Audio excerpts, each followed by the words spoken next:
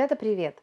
Очень часто в интернете вижу видео, которые демонстрируют, как сделать плавный переход от темных корней к очень светлой длине. И эти окрашивания очень многоэтапные. Сначала все волосы осветляют каким-то супер блондом, например, 12 рядом. Затем все волосы мелируют каким-нибудь порошком. Затем окрашивание корней в более темный цвет, плюс тонирование длины с переходом с растяжкой цвета. Затем мелирование еще раз порошком, уже в другой технике. И затем тонирование прикорневой зоны, то есть перехода еще раз, и тонирование еще и длины еще раз мелированных волос. Конечно, картинка получается очень красивая, но если вы посмотрите на результат этой 11-часовой не меньше работы, то вы увидите, что волосы стали намного короче. Почему? Давайте разберемся во всех этапах такого сложного окрашивания. Первый этап – осветление 12 рядом. Но чаще всего осветляют не до 12 уровня, а используют это как предварительное осветление достаточно темных волос. Почему? Ведь 12 ряд работает только с 6 уровня и выше. Зачем его использовать на очень темных волосах? Я думаю, потому что они просто не умеют сразу сделать тот цвет корней, который задумали. Вторым этапом мелирование порошком. Ой-ой-ой, я бы этого не стала делать. 12 ряд супер блонд – это самый осветляющий краситель, то есть самый высокий уровень pH красящей смеси, который воздействует на структуру волоса. И после этого еще и порошком туда? Не-не-не, так нельзя. Уже на этом этапе волосы получают очень сильное повреждение, потому что всегда нужно помнить, после осветляющего красителя мы не используем в этот же день порошок. Должно пройти хотя бы 2-3 недели с хорошим уходом, чтобы волосы после осветляющего красителя восстановили свою структуру и на них можно было воздействовать порошковой смесью. Если вы посмотрите внимательно такое видео, то вы увидите, когда смывают вот это мелирование, что волосы на концах начинают растворяться. И это уже приходится укоротить и сделать волосы короче. Эти колористы предположили, что они подготовили какую-то базу и начинают окрашивание. Они красят корни, затемняя.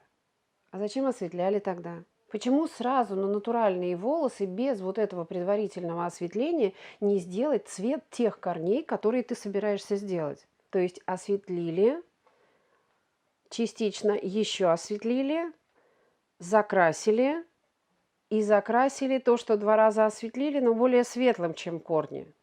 Я так понимаю, вот эти 3 действия – это подготовка базы, то есть стартовый цвет, на котором будет осветление. То есть из натурального волоса минус пигменты, плюс пигменты и минус пигменты, и потом плюс пигменты. Но тонирование на раз, два, 3 раза осветленные волосы перманентным красителем – это уже совсем слишком. Это тогда точно концы отваливаются. И они отваливаются, и поэтому их стригут. И поэтому в результате картинка такого окрашивания с длиной намного короче, чем изначально взятые хорошие волосы. Клиенту все понравилось. Клиент уходит довольный, живет с этими волосами, дай бог, чтобы они больше не отваливались, и у него отрастают корни. Хорошо, если натуральные корни растут темнее, чем вот тот цвет, который создали. Но ведь и бывают волосы светлее, чем делается окрашивание прикорневой зоны. И это очень неэстетично. Как обновить окрашивание, как повторить тот красивый результат, который получился в первый раз? И вообще, возможно ли это? Если делать все эти этапы повторно, то даже и обрезать уже будет нечего. Поэтому Такое многоэтапное окрашивание я считаю опасным для волос. Такое окрашивание нерационально, как по времени, а ведь оно занимает больше 10 часов, так и по использованию материалов. Посмотрите, сколько красителей нужно перекрасить на одной голове. Да и нарушение технологии практически в каждом следующем пункте. А это приводит к изменению структуры волоса и зачастую к потере длины волос. Это все можно сделать намного проще, быстрее и безопаснее. Я делаю такое окрашивание совсем по-другому. Я это делаю за два этапа. Первое – осветление с обесцвечивающим порошком, но очень мягким составом до нужной глубины тона с растяжкой к натуральному корню. Затем смываем, сушим, видим ту базу, с которой мы работаем, и приступаем ко второму этапу. Второй этап – это мелирование с растяжкой к корню в моей авторской технике обратной руки, плюс окрашивание корней с растяжкой к мелированию, плюс тонирование длины вот этой базы, которая остается между фольгой, плюс на некоторых прядях или участках осветление концов для того, чтобы масса концов волос была максимально светлой. Причем то, что я осветляю в этом этапе, я делаю сразу с нейтрализацией. В этом варианте окрашивания намного безопаснее сделать 2 раза касание порошком структуры волоса, нежели, как мы видели раньше, сначала осветляющий краситель, потом порошок и потом порошок. Затем мы все это смываем